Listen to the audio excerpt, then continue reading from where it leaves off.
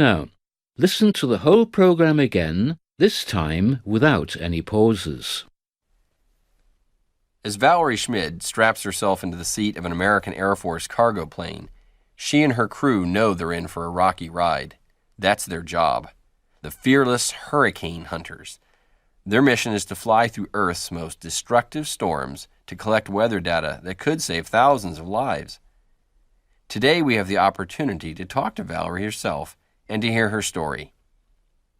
What does it feel like, Valerie, actually entering a storm? Well, the plane becomes a bucking bronco, but we're pretty used to it.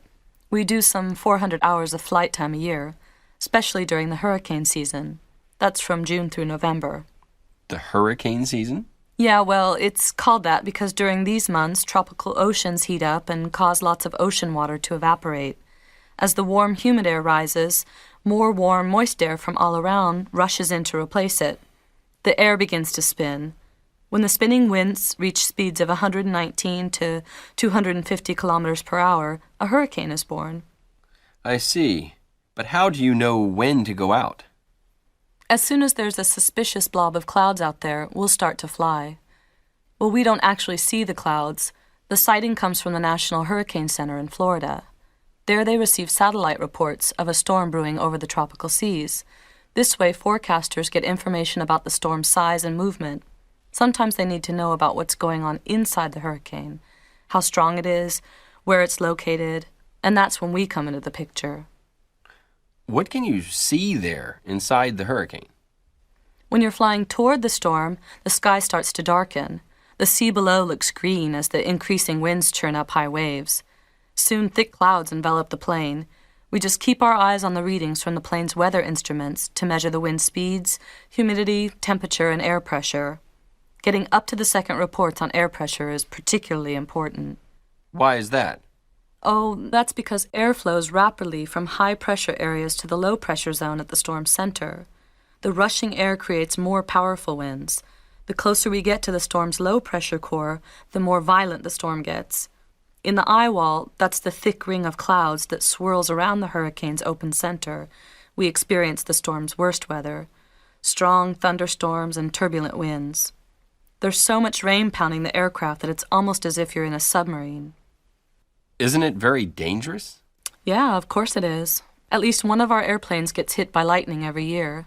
Sounds like a great big hand has come down and slapped you.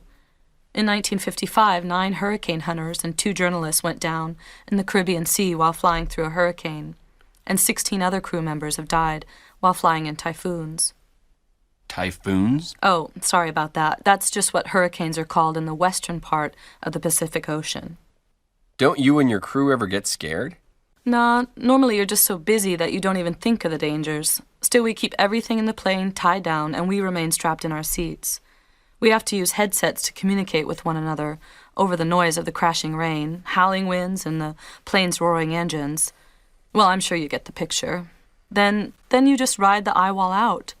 Takes a couple of minutes to punch through, and then all of a sudden the rain stops. It's quiet and you break out into the sunlight. Or at night you might see the moon. That sounds marvelous. Oh yeah, it's awesome. Some say that being in the eye of a hurricane is like standing in the center of a large football stadium with blue sky overhead. The clouds swirl around like screaming fans in the stands. But at the same time we know that it's a false sense of calm because the only way out is the way we came in, through the turbulent wall on the other side of the eye of the storm.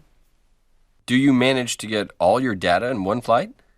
No, to get the full picture of a hurricane, we have to make 3 to 6 trips back and forth. Each trip takes about 10 to 12 hours. We're absolutely exhausted afterwards, but it feels good to know that our weather reading enables people on shore to get ready for the coming storm. How did you ever get into this type of work? Oh, it was while I was still in high school. I heard about the hurricane hunters in science class and thought, wow, what a cool job. But then I never really thought I would be able to get a job like that. I went to college and studied meteorology, that's weather science. Later I joined the U.S. Air Force and trained in weather forecasting. That requires a lot of number crunching and data analysis. I didn't like math very much, but I stuck it out because I really love science. Eventually, I applied for a job as a hurricane hunter, even though I knew my chances were pretty slim. It's something that only a few people get to do, but I got it, and I can't imagine ever doing anything else. So, do you have any advice to give our listeners? Only this: if you have a dream, go for it. Now, please check